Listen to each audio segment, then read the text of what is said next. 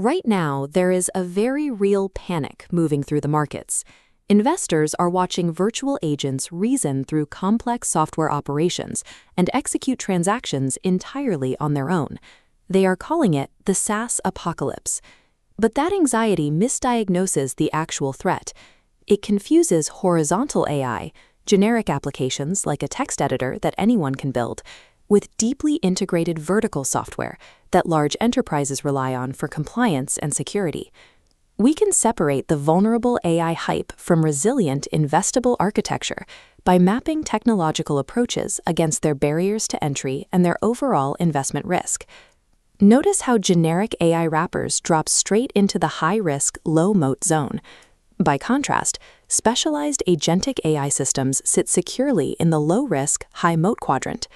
The barrier protecting this space is deep, undocumented expert knowledge of how a specific, highly complex industry actually operates.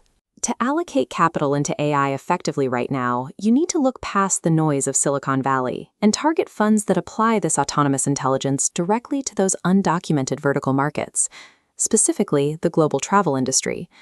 Tourism operates on a strict set of unwritten structural rules. A generic algorithm doesn't know that a weekend city break requires flights on specific days, or that short connections between competing airlines without codeshare agreements practically guarantee lost luggage. On top of this specialized logic, the industry has a massive data friction problem. 35% of critical dynamic travel data has not even been digitized. That fragmentation exists because the core infrastructure of modern travel relies on legacy mainframes built decades ago. Systems like Reserve from 1957 or Sabre from 1960.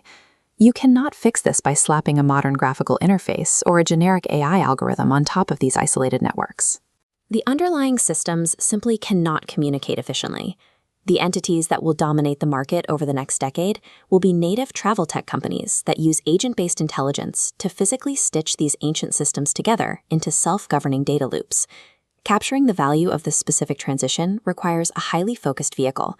That vehicle is Traveltech 2, or TT2, a fully self-managed European venture capital fund. This donut chart breaks down the €50 million capital structure. The largest piece, 49%, is a €24.5 million commitment from the Spanish government. The remaining capital comes from 40 corporate partners, including HBX and Barceló, alongside MoraBanc. These corporations are not passive investors. They are the exact target buyers for the startup's TT2 funds. This creates a closed loop of innovation. Startups get immediate commercial traction, and the corporate partners get first access to operational improvements.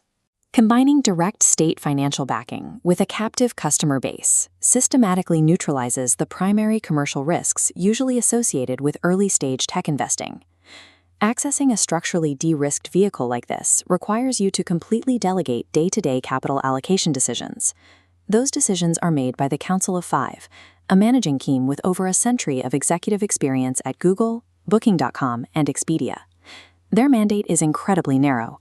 They are authorized to invest in exactly 10 European travel tech companies operating B2B or SaaS models, and each must already be generating at least €1 million in annual recurring revenue.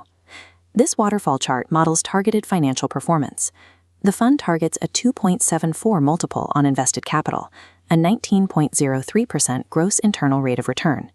A 99% corporate tax exemption keeps capital compounding, and individual investors enjoy up to 100% capital gains exemption. The exact combination of target yields and deep tax shielding turns this holding into a protected wealth compounding engine, distinct from a standard liquid equity portfolio. Normally, a vehicle with this level of state and corporate backing operates as a closed club. Access is strictly by invitation and requires minimum commitments in the millions. However, through MoraBanc's strategic position, a specific allocation has been secured exclusively for eligible Trusses clients. The financial barrier to entry is lowered to €100,000 minimum.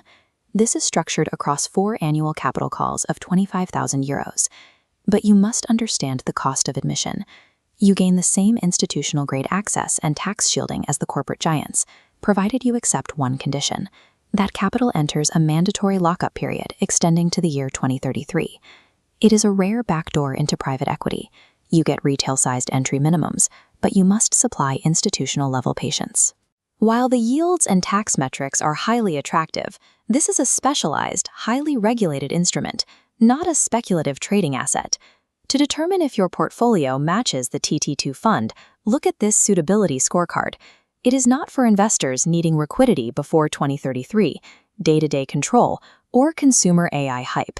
It is built specifically for analytical investors seeking tax-shielded diversification and structural de-risking. If you have the exact financial timeline to withstand the lockup, this serves as a highly protected private equity position within your broader wealth strategy. There is a strict mathematical limit to this opportunity.